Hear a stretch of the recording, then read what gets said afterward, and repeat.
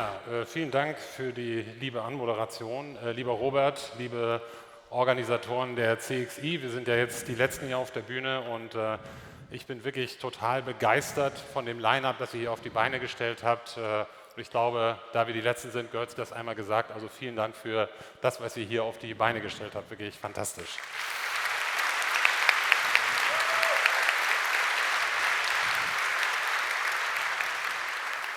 Ja, wir sind heute hier, um mal einmal nicht über unser Kerngeschäft Branding und Brandbuilding zu sprechen, sondern tatsächlich um mit euch unser Pitch-Deck zum Thema Artificial Intelligence zu teilen und vor allen Dingen auch mit euch das Feedback zu teilen, das wir auf diese Präsentation so international eingesammelt haben.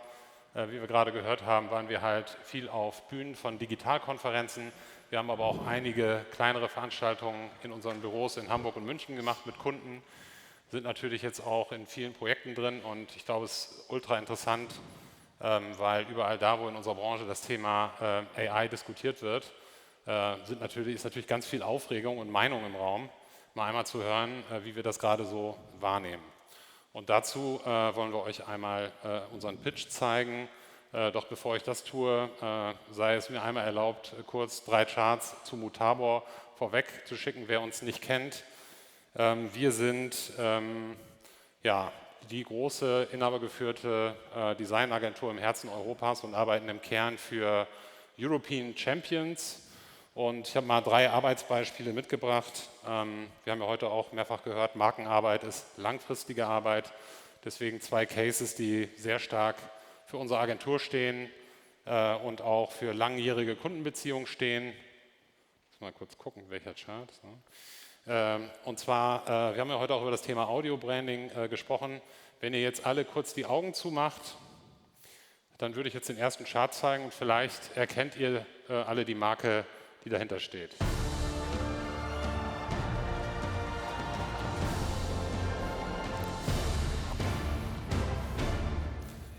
Das kennen natürlich alle Fußballbegeisterten aus den Stadien, wo das natürlich vor und nach dem Spiel läuft, aus dem Radio und natürlich auch aus dem TV oder vom Streamen. Wir hatten damals die Aufgabe, im Schatten der Premier League die Bundesliga zur internationalen Medienmarke zu begleiten und das Branding auf Vordermann zu bringen. Und die Bundesliga entlässt ja jedes Jahr mindestens 2 Vereine aus der ersten Liga und bis zu 3 Vereine aus der zweiten Liga. Deswegen ist das natürlich auch ein Unternehmen, das man regelmäßig pflegen muss. Ja, um besser zu verstehen, was vielleicht auch in der Vergangenheit unser USP war, mein Gründungspartner Heinrich und ich haben Mutabor an der Hochschule in Kiel gegründet, zwischen Architekten, Industriedesignern und Künstlern, auch Bildhauern. Und Mutabor war von Anfang an eine sehr, sehr interdisziplinäre Agentur. Das hier ist ein weiterer Case, der sehr stark für unsere 3D-Kompetenz im Haus steht. Und das ist auch ein sehr langfristiger Case, jetzt seit 5 Jahren im Rollout. Und der wird auch noch die nächsten Jahre und Jahrzehnte sukzessive umgesetzt, nämlich überall da, wo sich ein Investor entscheidet, einen neuen Porsche Retail zu gründen oder einen entsprechend zu refurbischen. Und darauf sind wir auch besonders stolz. Wir durften letztes Jahr die größte Digitalplattform Deutschlands redesignen, weil die nämlich die Namensrechte am Namen eBay verloren haben. Und dann stand natürlich zum einen die Fragestellung im Raum, was machen wir denn jetzt? Wie nennen wir das denn zukünftig? Und vor allen Dingen, wie sieht das aus? Und für uns ist das natürlich ein ganz toller Case, weil das Unternehmen sich wirklich unseren Empfehlungen angeschlossen hat, ganz stark das Thema Nachhaltigkeit in den Vordergrund zu rücken. Und wenn man heute fragt, was eigentlich Mitarbeiter an eine Agentur bindet, dann sind es natürlich die Cases, die purposeful sein sollen. Und das ist mit Kleinanzeigen natürlich zu 100% der Fall. Ja, was machen wir? Und das haben wir heute auch mehrfach gesehen in unterschiedlicher Detailtiefe. Wir positionieren Marken, wir entwickeln Marken, wir befähigen Unternehmen, Marke zu leben und zu managen. Und das tun wir, wie alle in der Branche, natürlich mit sogenannten Corporate Design Guidelines und agilen Brandportalen. Und das hat uns, als dann Ende vorletzten Jahres dieser Innovationssprung im Bereich AI kam, inspiriert, das natürlich auch in unsere Arbeit stark mit einzubeziehen und zu überlegen, was macht das denn jetzt ganz genau mit dem Thema Branding? Und ich muss jetzt keinen weiteren Vortrag zum Thema Branding halten, wie das gerade funktioniert. Wir haben heute tolle Beispiele gesehen. Ein wesentlicher Faktor, um eine Marke heute gerade in Social Media zu formen und zu prägen, ist natürlich die Bildsprache. Und Bildsprache ist natürlich ein fantastisches Entwicklungsfeld, scheitert aber dann ganz oft in der Exekution daran, dass man vielleicht dann Geld hat für die Launch-Kampagne, für die neue Website und die sind dann so 20% der Above-the-Line und sichtbaren Kommunikation. Aber im Daily Business, wenn es dann um Below-the-Line geht und die ganzen internen Formate, dann fängt Bildsprache eben oft an zu hinken, weil kein Budget da ist. Und dann greifen, und das kennt ihr alle, dann greifen die Kunden natürlich zu den Bilddatenbanken und dann haben wir solche Aufträge wie, wir haben hier dieses furchtbare Bild, das hat sich der Chef jetzt, der Abteilungsleiter ausgesucht, könnt ihr das nicht nochmal zurechtzupfen, hinshoppen, dass das zu unserer neuen Bildsprache passt. Und dann wird aus einer nach innen gerichteten Website, die Mitarbeitende ansprechen soll, die natürlich im Geiste dieser neuen Bildsprache sich an die Rezipienten wenden soll, sehr schnell so etwas. Und jetzt in Zeiten von AI, Stable Diffusion und Co. sind ja auch den Kunden zugänglich, fangen die Kunden natürlich selber an zu prompten und werden kreativ. Ja, wir wissen, dass das natürlich für Marken nur bedingt funktioniert und dass das sehr stark abweicht von dem, was man eigentlich vorne in der Markenstrategie und in den Visionen formuliert und dann am Ende im Corporate Design auch sozusagen handhabbar machen möchte. Marken brauchen eben Kontrolle und ich fahre jetzt einen kurzen Film ab, der am besten zusammenfasst, was wir da eigentlich entwickelt haben.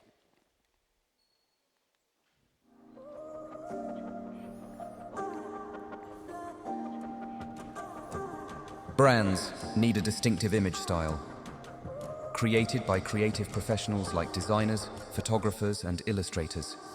But this initial branding or campaign only covers 20% of the brand's daily imagery needs. But what about the other 80% needed in daily business, like website, social media, presentation, or employer branding images? Due to limited time and budget, stock images or other quick solutions are usually used here and weaken the brand's consistency. We train specialized AIs to solve this problem, making them user-friendly for everyone, to ensure that each image search creates content that is always on brand. So no matter which image search you perform in our tool, the results reflect the brand. To scale a shooting, create additional content in shooting quality. Showcase your product, enhance your brand representation during presentations in alignment with your brand's unique style, or to adapt images for different markets. Unleash the power of human-made branding everywhere, scaled by AI. Ja, vielen Dank.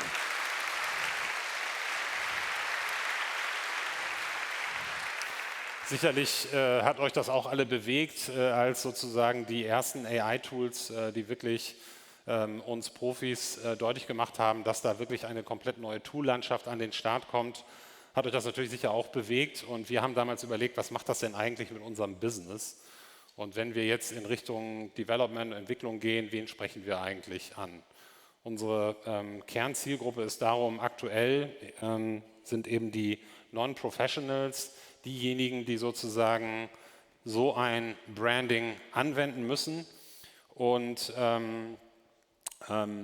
was machen wir da eigentlich genau im Detail? Das wird Ivana gleich nochmal schildern. Aber die Idee ist eigentlich einen Brand-Style, also das, was wir händisch mit den Stockbildern als Grafikdesigner machen, im Vorfeld in ein sogenanntes Small Trained Model reinzutrainieren, sodass in der Anwendung der Kunde in dem Moment, wo er ein Bild promptet, ein Bild rausbekommt, das halt zu 100% der Bildsprache entspricht. Und um das nochmal zu illustrieren, ihr habt das gerade schon im Film gesehen, hier gibt es diesen Prompt Person in front of a whiteboard, jetzt hier mit der Kleinanzeigen AI. Das sind dann sozusagen die Bilder, die dieses Tool ausspuckt in der Bildsprache von Kleinanzeigen. Aber der gleiche Prompt sieht dann natürlich bei einer anderen Bildsprache ganz anders aus. Das ist jetzt mal exemplarisch, kein Kunde von uns, aber eben global sehr, sehr präsent, diese Marke. Haben wir mal den Bildstil von IBM in das Tool reintrainiert oder die jüngste Kampagne aus dem letzten Jahr, Einführung der neuen Klasse von BMW, haben die da mal reintrainiert oder hier im Saal sicherlich sehr, sehr bekannt, die Apple Keynotes. Was ist eigentlich, wenn man sozusagen die Apple-Bildsprache in dieses Tool reinschult und was genau spuckt die Engine dann aus für den Prompt Person in front of a whiteboard. Und das wirklich Verblüffende ist, dass das vor allen Dingen im Bereich Illustrationsstil sehr, sehr gut, um nicht zu sagen eigentlich besser als bei Fotos funktioniert. Und aktuell verfolgen wir 3 strategische Säulen für unser AI-Tool. Das eine ist, dass man eben ganze Bildwelten dem Kunden zur Verfügung stellen kann, die dann eben aus seiner Bildsprache kommen. Und da geht es eben nicht nur um Farbigkeiten, sondern geht es natürlich auch um die Archetypen, die Models, die sozusagen für eine solche Marke stehen. Eine weitere Säule haben wir jetzt auch im Kundenauftrag entwickelt. Hier geht es um das Unternehmen Henkel und einige der Beauty-Brands ist es eben, spezifische Models in diese Small Trained Tools reinzuschulen, die dann sozusagen Additional Content, der nicht geshootet wurde, zur Verfügung stellen oder, und das ist aktuell die Diskussion, haben wir sozusagen 3 virtuelle Models entwickelt, die dann eben zukünftig für die unterschiedlichen Zielgruppen der Schwarzkopfgruppe stehen können und die dann sozusagen im Prompt in jedweder Position, an jedweder Location eben abgerufen werden können. Und das dritte Thema, alles noch sehr beta, aber auch sehr spannend. Ihr kennt alle die Entwicklungsschritte, die das Thema AI macht, ist eben das Thema Objekte in diese Engine hineinzuschulen. Ich sehe, ich bin jetzt schon deutlich über der Zeit. Ich übergebe mal an dich, Ivana, und du gibst noch mal einen Einblick in unsere Projektarbeit. Dankeschön. Ich gebe wirklich Gas. Ich hoffe, ich habe ein paar Minuten extra. Genau. Ich zeige euch jetzt ein bisschen was aus der Praxis und erkläre euch in erster Instanz, wie das Ganze dann aussieht, wenn wir so ein Custom AI Model Training absolviert haben. Und zwar gießen wir die Ergebnisse in eine Softwareoberfläche, die wir dann an die Kundenteams übergeben. Das Ganze sieht dann wie folgt aus. Man loggt sich mit seiner Firmenadresse ein und gelangt dann in den geschlossenen Markenökokosmos. Und hier hat man nur ein einziges Eingabefeld, in dem man mit sehr einfachen Prompts beschreiben kann, was für Bilder man braucht. Beispielsweise eine junge Frau in gemütlicher Kleidung auf dem Sofa. Man kann über einen leichten Text-Edit dieser Dame dann aber auch ein Party-Outfit anziehen. Oder aber man wechselt von der Couch in die Garage. Ihr seht, der Workflow ist sehr simpel, sehr einfach gehalten. Und das wesentliche Unterscheidungsmerkmal, was eben ein Tool wie unseres von Profi-Tools wie Midjourney oder DALL-E 3 unterscheidet, ist, dass man lediglich beschreiben muss, wie etwas auszusehen hat, was man generieren möchte und nicht, wie etwas auszusehen hat. Denn das weiß die KI ja schon und macht den Job im Hintergrund. Und ich persönlich finde es immer wieder erstaunlich zu sehen, wie gut sich diese Inhalte in einen ganzheitlichen Markenauftritt integrieren lassen. Ja, wir haben euch hier ein Board zu Kleinanzeigen mitgebracht, bei dem ein Teil der Bilder echt ist, also echte Menschen von echten Fotografen in echten Locations fotografiert und der Rest ist KI generiert. Ich gebe euch mal 2 Sekunden zu erraten, was echt ist und was nicht. Ich bin sehr gespannt. Der junge Mann in der zweiten Reihe Mitte und der junge Mann oben rechts auf dem lilanen Sitzball sowie die Poolsituation oben links sind echte Bilder, der Rest ist KI generiert. Und der wesentliche Mehrwert, den wir für unsere Kunden sehen und für Marken eigentlich jeglicher Größe und jeglicher Couleur, ist, dass man jetzt mit solch einer Lösung für alle Touchpoints und alle Themen markenkonforme Inhalte generieren kann, eben auch solche, für die es in der Vergangenheit einfach an Geld und Zeit gemangelt hat. Ja, also wir kennen das alle. Tägliche Instagram-Postings, der wöchentliche Newsletter, der Blogpost oder aber, und das ist ein Touchpoint, den ich persönlich oftmals vergesse, PowerPoint-Präsentationen. Wahnsinnig wichtiger Touchpoint für viele Unternehmen, vor allem solche, die vertriebsgesteuert sind. Was uns an der Stelle immer wieder wichtig ist zu betonen, wir haben nicht vor, uns oder Künstlern die Butter vom Brot zu nehmen. Es ist nur Stand heute auch so, und viele von euch werden die Erfahrung gemacht haben, dass eher der geringere Teil des Content wirklich von Lead-Agenturen und von professionellen Fotografen und Illustratoren hergestellt wird und meistens bei den anderen, wir sagen immer 80%, bittere Kompromisse eingegangen werden. Und bei genau diesem Rest sehen wir das Potenzial von AI und eben auch, das ist unsere Vorstellung dessen, was KI im Branding in der Zukunft für eine Rolle spielen kann, nämlich, dass sie uns nicht ersetzt, sondern komplementiert und besser macht in dem, was wir gerade jetzt schon tun, um letztendlich für die Marken, mit denen wir zusammenarbeiten, eine möglichst hohe Konsistenz über alle Themen und alle Touchpoints sicherzustellen. Ich habe jetzt noch ein paar Praxisbeispiele dabei, durch die ich euch gerne einmal durchflitzen würde. Und zwar das erste, vielleicht eher sehr naheliegende Beispiel nach allem, was ihr gesehen habt, ist die Erweiterung eines bestehenden Imagepools. Ja? Also wenn man sagt, man hat Shootings gemacht und man hat einen gewissen Grundstock an Bildern, aber nicht alle Themenbereiche und alle Needs abgedeckt, dann kann man mit KI eben hier ergänzen und bei zusätzlichen Content produzieren. Oder aber, Joe hat es vorhin schon einmal kurz angeteast, und das ist mein Lieblingsbeispiel, die Skalierung von Shootings. Diejenigen von euch, die viel mit Contentproduktion zu tun haben, kennen das vielleicht. Man plant penibelst eine Foto- oder Videoproduktion, macht das Shooting und dann im Layouten 2 Monate später denkt man sich, Mist, von der ein oder anderen Einstellung hätte ich gerne noch die ein oder andere Perspektive gehabt oder den Winkel irgendwie angepasst oder das Setting etwas modifiziert. Niemand geht zurück und macht das Shooting nochmal. Ja, mit KI kann man heutzutage eben diese Lücken entsprechend füllen. Als globale Firma kann man mit seiner Marke an alle möglichen Orte reisen, ohne an diese Orte reisen zu müssen. Oder aber man kann Kampagnen iterativ entstehen lassen. Ja, also in dem Fall haben wir für eine Marke aus der Healthcare-Industrie einen allgemeinen Kampagnenlook definiert und den trainiert und jetzt, die haben aber ihre Content-Strategie noch gar nicht final abgeschlossen. Ja, die entsteht gerade erst mit der Kampagne und die Stories, die sie erzählen wollen, die lassen sie peu à peu aufbauen. Ein sehr relevanter Use Case ist tatsächlich für internationale Marken die Regionalisierung. Ja, also viele international agierende Brands haben nicht das Budget für jeden Markt dezidierten Content zu produzieren. Haben dann meistens, in dem Fall eine brünette, europäisch aussehende Dame in allen Ländern, auch in Mexiko, in Äthiopien, in Bulgarien auf den Plakaten.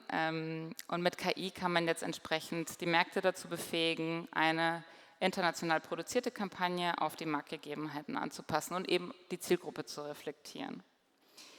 Last but not least, unsexy, aber leider sehr relevant, man kann sich Zeit und Geld sparen. Das ist mein letztes Beispiel und das ist ein Illustrationscase. Da ging es dem Kunden darum, die haben aktiv sich für einen sehr simplen und, wenn man es gemein sagen möchte, stockigen Stil entschieden, in der Hoffnung, dass sie diesen Grundstock an Illustrationen durch In-Stock-Datenbanken ergänzen können. Was sie dann aber relativ schnell festgestellt haben, war, dass wann immer sie ein etwas spezifischeres Thema hatten, sind sie natürlich mit Stock auch nicht weitergekommen. Ja, und mussten wieder zurückgehen, Illustrator beauftragen und Briefing etc. etc. Und vor allem Dingen Geld. Und wie viel Flexibilität einem KI in solchen Fällen ermöglicht, will ich euch anhand einer anderen Demo zeigen. Nehmen wir mal an, ich würde jetzt gerne mit diesem Illustrationsziel Manager, die eine Yoga-Session in Anzügen machen, prompten. Funktioniert ganz gut. Upsa, jetzt habe ich, Entschuldigung, nochmal. Habe mich leider verklickt. Jetzt, sorry, repeat. Kann man leider nicht vorspulen. Ne? So, jetzt kommen die VR-Brillen. Genau. Und zu guter Letzt kann man sie auch mit den VR-Brillen Yoga machend an den Strand setzen. Vermutlich nicht der relevanteste Anwendungsfall, aber ich hoffe, es hat veranschaulicht, was ich sagen möchte. Man hat sehr viele Möglichkeiten, einfach auch spezifische Anforderungen zu bedienen. Und außer jeder Menge Spaß bringt das Ganze einiges an Benefits, die ich jetzt gar nicht einzeln aufzählen möchte, auch im Sinne der Zeit. Was uns aber immer noch mal wichtig zu betonen ist, es kommt nämlich sonst nicht so gut durch, ist, dass wir das Ganze in einem sicheren Sandbox-Environment abliefern, alles auf EU-Servern gehostet und Deutsch, wie wir immer noch sind, DSGVO-konform. Das war es dann schon fast mit unserer Keynote. Ich habe als Rausschmeißer nur noch einen kleinen Blick in die Küche, was sonst noch so auf unserer Produktroadmap ansteht. Und dann sind wir auch fertig. What's next on our roadmap? Mutabor.ai will empower you by writing creative image concepts that match your brand values. Upload the picture to instantly convert it to your brand's style. And take the image quality of your results to the next level with just one click. You will have the option of creating additional formats by expanding the image using AI.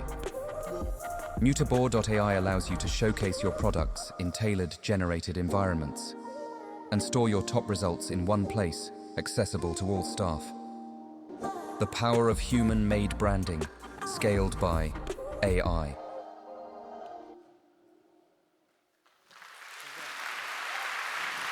Dankeschön.